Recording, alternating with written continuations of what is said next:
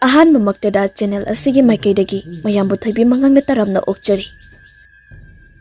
THAWAI MEERELPUNG ani subatangka amu puduna lakchari. No ngalaklaba matamni leikaigi yahungan babapu koithorak ame. Mahakna sumlanglaga sajatga sut amuk tawri. Tanja asidani mafam aduda hauba u amada karigumba ama yalega leibadu uri. Karino haiduna karitsang sulaga yenglubada mi ama usa matakta yalega leiribadu uri. Ipapakatna leikaigi mi lakpra haiduna su yengli. Aduga nakandana leiba yum adudagi miyoi kharasu koktoklami. Mi kharasu yaya langba aduda thongnarak ami. Asibadu mi ani tawraga uthak adudagi lautharami. Mamai mami adu iyai yatli. Machingadu musuk muna. Mamitki akoiba su musuk hek muba makai. Khamdeklaga hek yengbada akiba maongdani leramliba adu. Mabuk sumati ama usana lengkibagi mabuk asu oi kayoi musuk muba muna thokli. Mapi phuri kadi masi segairabani. Siremliba asi hek yengbada pakpani haiba khangli. Mayumki mamampa su laktuna mafam aduda kappalawa tori. Ahal kharada kuine thamba phatti hairaduna potloinaba pukri. Aduga u adusu yanthalami. Asumna mi nongmagi amamam sirakpa asida laikai adugi ahal laman pumba watananaba haiduna lampak amada pulame. Ahal amana haidai. Akoi khula asida handak oiriba asi yamna phibam lusilagli. Nongmagi miyoi amamam thawai mangkri. Khulgi amaiba ama leirambutusu matau karamnano khangdana amuk leikhidri. Ma nataba laikai asidagi amaiba amta leiba sunati. Aduna thangnabada leiba amaiba asibu ingalasi. Ahal asina ngangliba asi mifam adugi maningda oirapna phamliba miyoi amanadi nomi taduna leirami. Adubu kanano haibadi khangdri. Mifam adu loisile aduga khul adugi naha khara amaiba adu kaurunaba thakirami. Nahasing adunaso amaiba tol haibu kaururi. Ahal kharaga phamlaga wari sanarami. Amaiba tolai masado khaktaksai. Asuk yamna kalamganidi thajarudabani. Yum aduda chandrabadi kari sudawri khalladuna thamkibani. Adubu yaroidawri henjalaklani. Panthaba yararoi khalladuna ahal sing aduga tanaraga laithau tinthau ama tawnaba semsarami.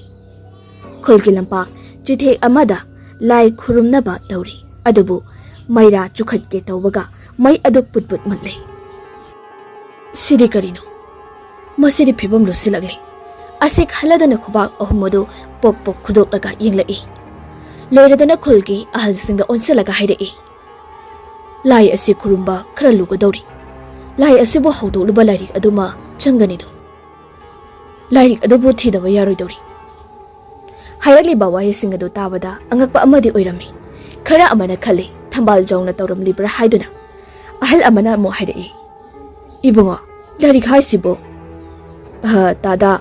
lai singbu yakai hanba hawdokpana haibase lai son tinson adumok changlibani. Aduna lai asibu hawdoknaba laiwa adudi lairik amadagini haina aina mayak singna uri. Adubu mafam kadaida leibano haibadudi aisu khangdri uba ngamdri. Ahal sing adusu mathayamna saba haibadu oirami. Kari tawgadabana haiba khanglamdi. Lai khurumba adusu yadaduna loisili. Thengzilaktuna amaiba tolaisu mayumda hankri.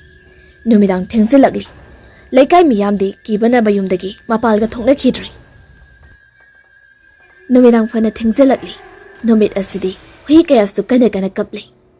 Thambal jawna sthanaramba laising adusu loisilamdaba namathi phongba horakli. Makoina saktaramba mafam adudagi thorakpa hori. Thangnana leiba yum amadani. Tumba yadaduna thambau wakal amada mangduna leiringaidani. Yumthak asina kanagumba amma chatpagi maongda git namdali. Wakal khalamliba adu chaplepi aduga munna amu tasilai. Makoigi loiriba hui adusu kana kapla ami. Yana kamana tumliba paglak adugi hek mapadani. Karigumba amana khotpagi makhol tarei. Thambau soi lawi. Makhol thokpasu ngamdi. Phamung kachinda phamdun le. Ngihak leiraga amu makhol adu chaplepkri. Asumna lepkhibadagi kharadi fari masa adu aduna amu hiptharagi tawbada makoigi hui adu karigumba amana thabagi maongda kanna khonglamlaga chap lepkhri madu tabada thambau khangprek khangbani aduga masidagidi tumlagi khalladuna amu isisina tumthakri Samdana thambal jawbagi sumangduda kanagumba khara leptuna leri thambau haigi mayuma keibu yenglaga nakan amaromdana kamdauri pung baro tarakpa matamdani makoktagi kaidagi phina loina kupsalaba mi ama makuta laigi oiba potlam jairam khara pairaga thorai asuna laaga leikaigi mangmanakta pochei sing ado puthora ame mangda phina saba lai fidibi macha amasu yauri saru machet amaga atei pochei kharagani mamangda loina thamlabada mamit usinduna khurumba haurai tanja adudani Manglairiba adudagi musuk hek muba amba hagala ame aduga pai silaktuna lai khurum liba adugi mamangda leptuna leikri adu ubada momodoglai aduga lairol oina kari no khara sonki musuk mu balaimu adusu maikai salai khangdana paikri ahing asidana phamsen aduna lairiba sakhi hi mayumdani macha mamau singna tumdaba makai senari sakhi source changno holai Kudak aduda karigumba amana mangak laksin bagumna sorado thingalaga mamet manado ngurung onkhatlaga kudak aduda sikri aduga ngasaidagi mangmanakta leiriba adu hausik mamit pangthorakli aduga masinda haifet paikhatlaga sole kamdawi peledana aduga purchasing adu losilaba matungda mang adudagi mayum tamna chatkri nongalaba matamni Laikai adugi hui ani siduna leirami aduga thambaugi huiri thiba khangkhidri Laikai asigi phibam nongmagi lusila ami adubu henbadi yumdagi mapan thokhidri hana mana paramba lairik adusu thamjinkhri atoppa pokning loksing oiba lairik sing oina paduna leikri Laikai adugi leiriba khara asonba ahan makhaidi nongmagi siba sumsum hela ami Miyoi ke aso numidang wairambu yorak labadi yumdagi mapanga thokna khidri Nungthilgi numit chap yungba matamni themba mayumda leirambadagi tholaklaga khulgi mataida leiba achauba pukri mapalda mathanda phamlaga leiri miso kana mata tholakpa nati nungsina liri silaktuna yamna nungaiba amada leiri pukri adugi ising adu uru leina irei amada ungsila ame Themba yengluba nate makut anina tungda leibak tangak nongthakta yenglaga leiribani themba sum yenglambadagi mamai mifam amada chumni yengkhri aduga chumjing haugatlaga pukri tamna adumak kumthakri irei aduna themba du chenthakirame themba hek chenthaba loibaga pukri da tawramiba mayam adu chaplepkhri somdana numita silakaba matam asi phauba thembagi mamana mabu halakte haiduna machabu yengba thola ami Adabu pung adu thengzilakpana pung taruk taraba mi kana amata thoknadraba matam asi phauba macha halaktraba aduda mayum tamna changsalai mapurai ba thambauda haibadagi machabu aswai phauba yengluge haiduna thokri thambaudu mayumgi mangol yorakpada pambau madu khangsung songi chap leplaga tamna phathazai imung tamna amu changkhri aduga machanu pa themba amadi mapurai ba thambau halakpa ngairi Numidang thingzilakli saksaba matam yauro phawbada themba amadi mapuroiba thambau halak mandrabada yamna pakhatlami makhoigi maningda hauba haibong pambi achoba aduda makusu kana khungli sakti losilabani adubu mapuroibaga machaga halaktabada chadabada leiribani tanja asida thambauna tabro nambu thongse hangune thembagi mama khonjal adu tabadagidi thongdo hangtorei Somang machi amada karigumba ama leplibada uri manga mambane thangmoisu puthorakpa nati mapuroiba oiraboi khaladuna thongjilado kanthorei aduga ibungodi phangdrabra khonjal khara wabagi maungda thambongna phangde mamanaba singi mayamda su chatlurabani thembagi mama kappa haurei thambau kapkanune kaishu toromoi Mamanaba makha thangbagi dadi chatludri ibani chatlusila ꯊꯦꯝꯕꯒꯤ ꯃꯃꯥꯁꯨ ꯋꯥꯈꯜꯒ ꯑꯣꯏꯔꯨꯗꯦ ꯊꯣꯡ ꯃꯄꯥꯜꯗꯒꯤ ꯂꯣꯟꯁꯤꯜꯂꯝꯂꯒ ꯁꯃꯥꯡꯗ ꯀꯨꯝꯊꯔꯛꯏ ꯑꯗꯨꯒꯤ ꯃꯇꯨꯡꯗ ꯑꯣꯟꯊꯣꯔꯛꯂꯒ ꯂꯩꯔꯤꯕ ꯊꯝꯕꯧꯒꯤ ꯁꯕꯥꯜ ꯂꯧꯔꯤꯕ ꯑꯗꯨꯒꯤ ꯃꯅꯥꯛꯇ ꯆꯪꯁꯤꯜꯂꯛꯏ ꯃꯅꯥꯛ ꯍꯦꯛ ꯌꯧꯔꯛꯄꯒ ꯃꯃꯥꯏ ꯑꯗꯨ ꯂꯩꯊꯣꯔꯛꯏ ꯃꯃꯥꯏ ꯁꯤꯠ ꯅꯥꯟꯕ ꯁꯛꯇꯝ ꯑꯃ ꯑꯣꯏꯔꯝꯕ ꯑꯗꯨꯗ ꯈꯪꯂꯥꯎ ꯂꯥꯎꯗꯨꯅ ꯃꯌꯨꯝꯗ ꯆꯦꯟꯁꯤꯟꯒꯦ ꯇꯧꯏ ꯃꯪꯒꯣꯜ ꯌꯧꯒꯦ ꯇꯧꯕꯒ ꯃꯁꯝ ꯑꯗꯨ ꯂꯥꯛꯇꯅ ꯆꯤꯡꯈ꯭ꯔꯤ ꯑꯗꯨꯒ ꯊꯝꯕꯥꯜꯖꯥꯎꯒ ꯌꯨꯝꯊꯪꯅꯅ ꯂꯩꯕ ꯊꯝꯕꯧꯒꯤ ꯃꯌꯨꯝꯗꯅꯤ ngasi thokliba asi kari sunnataba asida imung amagi miyoi loina khudak asuda thawai loina thakri nongalakpa matamni laikai ising sokpa lakpa makoi kharana mi ama tawraga leiribadu uri miyoi khara tawduna lokhatlami themba oiduna leirami nakal amadana thambohoigi thongalgi nakal oirapna leiba khongbal aduda marigadu sangna tinthuklaga namsillaga taduna leirami laikai miyoi kharana imungda sanglaktuna yenglubada thambaugi nupisto leramdi magi ina pheyadudi dharida taduna lerami matam thingzilakpana ahal kharana kuina thamba pharoi haiduna mapa macha anima khungi miyoi singna poloinaba mangda purai adubo mangina kanda lai khurumbagi pochai kaya marum chakhairaga leramba adu thengneri ahal amani yauriba adu yengnei mangi lai sanaba yauri haina su khallami makoigi wakalda hauzik leiriba asi mangi laina tawbani asi haina khankhri laikai asida lai sanaba leiri haiduna su khalami asomna nongma nongmagi mi siba poloiba masing hengala ami miyam adudi mi paina bana loiri khera amana khul adu thadoklaga atopada satpa phau yawnaragli ikoi kuidana khul asida mi khera amadi chatnakhrabani khera amadi adumak lehauri amaiba tol haigi yumdani mahakso khul aduda leiriba nauna saponglakleba adu khanglibani adubu mahak hausi phawba karisu tawba ngamde mahak wakal ama khanglai matau karamna henbada samin ase leiramlibano haibadu amaiba tol haina yengba chatpa aduda maram adudi hanglubasu tawrambadati mahak wakal khalambadagi henbagi mayumda lakli henbagi mayum yorakpada thembi ingkholda napi phalaga leirami amaiba tol hai lakpadu ubada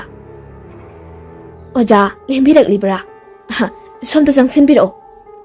asi hairaga imunglomda sangsin khiduna phamnanaba phak ama puthoraklaga phamalami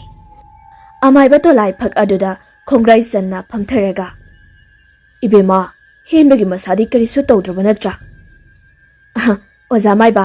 hojiti karisu thoidokpa tawjadri imungda lairik pari ibungo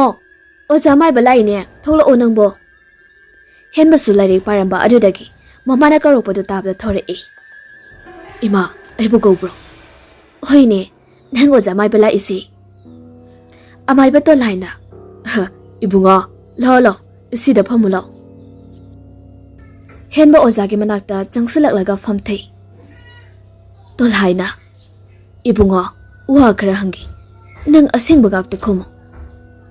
nahakna matau karamna lai adubu thengna khibano khulla asida ihan hana thengna khiba asi nahakni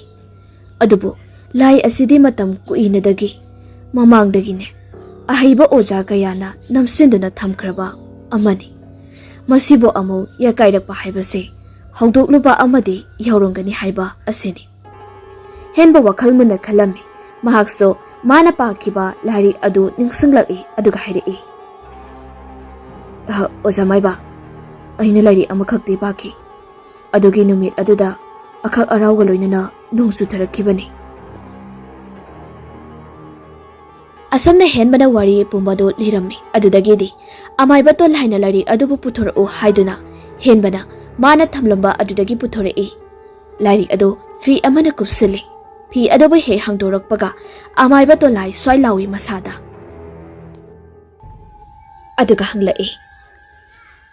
lairik asi kadai phawbudi pakhrabagi nangbo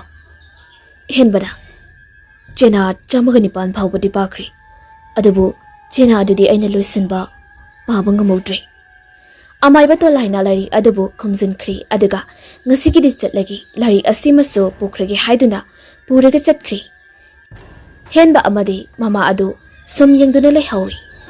amaiba tolai tholaklaga ꯍꯦꯟꯕꯒꯤ ꯊꯣꯡꯒꯥꯜ ꯑꯗꯨꯗ ꯂꯦꯞꯈ꯭ꯔꯤ ꯃꯃꯥꯏ ꯑꯗꯨ ꯀꯣꯏꯂꯩ ꯂꯩꯔꯒ ꯌꯦꯡꯉꯤ ꯈꯔ ꯑꯃꯨꯛ ꯆꯠꯂꯒ ꯃꯪꯒꯦ ꯑꯃ ꯍꯧꯔꯤꯕ ꯑꯗꯨꯒꯤ ꯃꯅꯥꯛꯇ ꯂꯦꯞꯂꯒ ꯂꯥꯏꯔꯤꯛ ꯑꯗꯨꯕꯨ ꯄꯨꯊꯣꯛꯂꯒ ꯆꯦꯅ 109 ꯁꯨꯕ ꯑꯗꯨ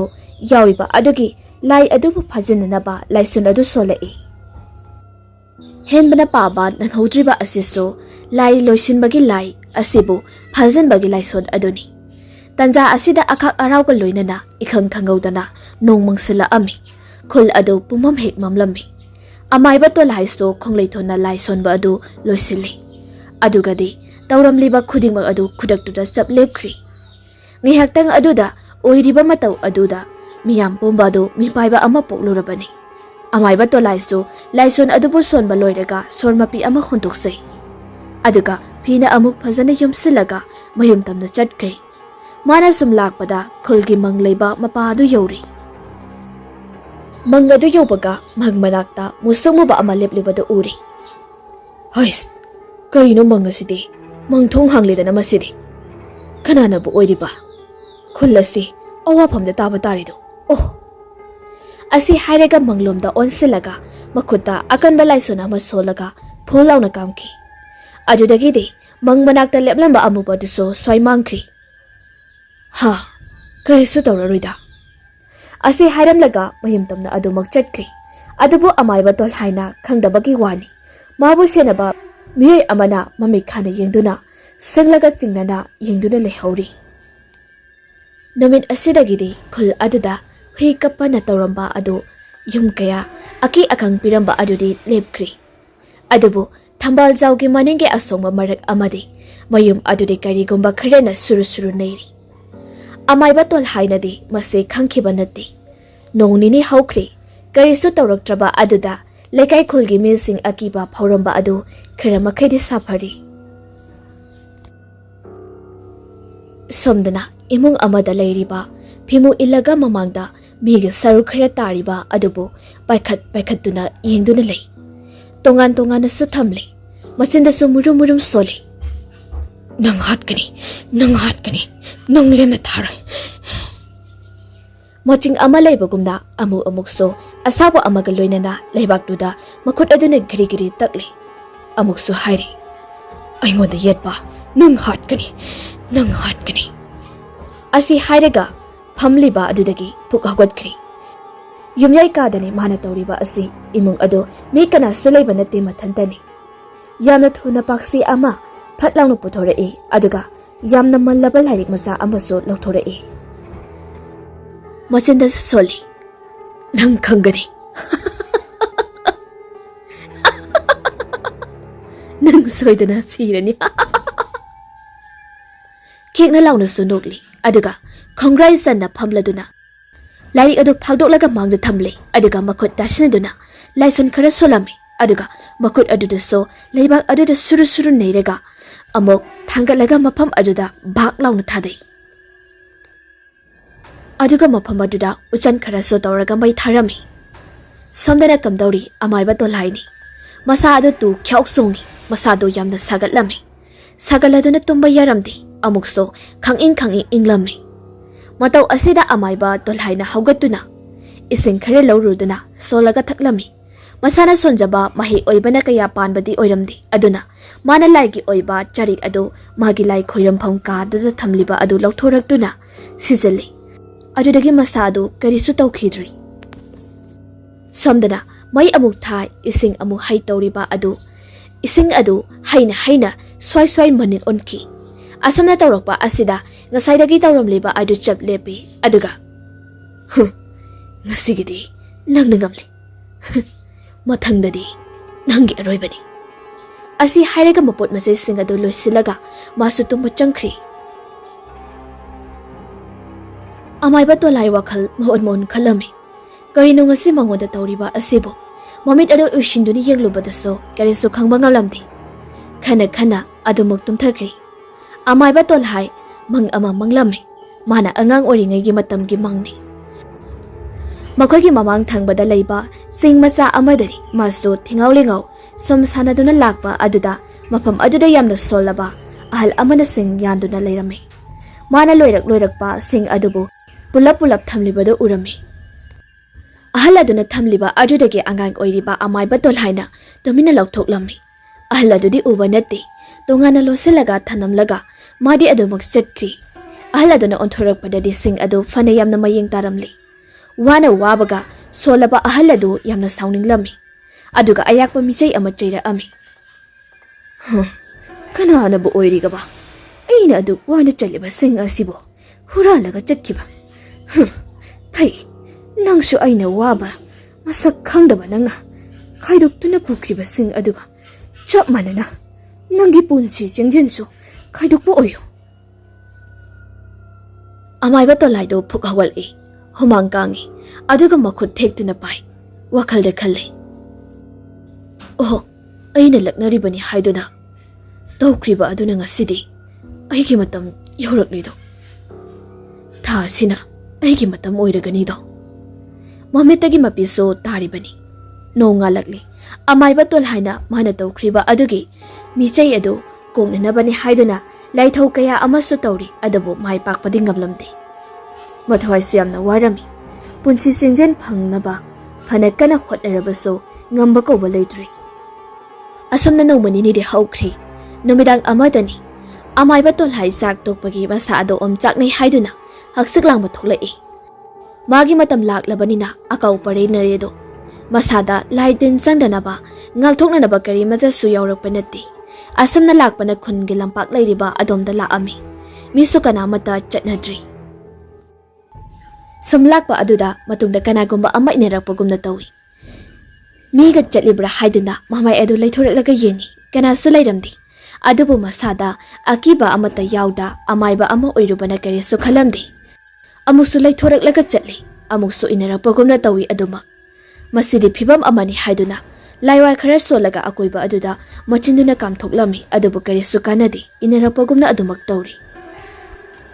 amaiba tolai mathabakta koima marai adubu magi charik adudi chak sananaba magi nupina kaurakpa aduda lai khurumphamda adumak thanamlabani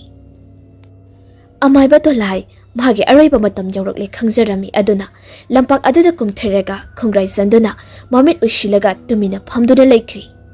ngihak lairagadi phamlamba adu bomlauna tuthakhirami samdana nga saidagi mamit adu isinduna leiramliba adu tapna pangthorei aduga khagna doktuna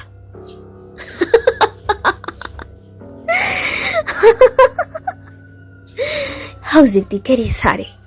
khangudna tana thawaido maglido ase haiduna amukso kana nokli nongna pungan ngalabada amai batol hai sire haiduna wawa launarami ma hek sibagi pau taba matamda kuinedagi amaiba amagi sinpham tamlugani haiduna chatkiba machanupa samlangba laklido mahakna yaurakpadadi mapa adu mangolda thamlaga mi mayam ama kapnaribadu uri mamaso wanthaba makai kaptuna leirami mapagi asiba haksang phina kuptuna thamliba adugi manakta changsilaga haidoktuni yinglami mamaida khamdek poi keiboy mangakta sukari gumba amuba oi angangbu oina taduna leiriba mami aduda mina thawai satpani haiba khangli sauna mapitana machinda tamna soli ipabu thawai shadiba nangbusu aina thawai satlaga hatkani maya sukari karak chiksilami ngihak leiragadi poloina basam sakri amaiba to leiso achamba amadi natabanina mana hana sanaramba laitin kayaso masana sirani khanglabanina loina loisilamlabani hana mangjaunana aduna khul adudari kariso awaba amadi haplamdri mapagi potloiba loiraba matungda nauna amaiba oirakliba amaiba tol haigi machanupa samlangba mapagi kada sanglai aduga lai khurumpham aduda sanglai aduga lairik sing adubu yingi khara kachin oirapna phina kuptuna leiriba lairik adu phakatli aduga phi adu hangdokpaga amaiba samlangba machinda haifet noi aduga ipagi mathau mangamda loi kisanu haiduna singduna laikri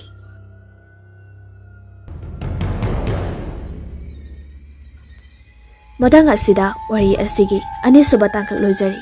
haying amu wari asigi makha puduna laksagi ngasigi di kainenaba yathang nijari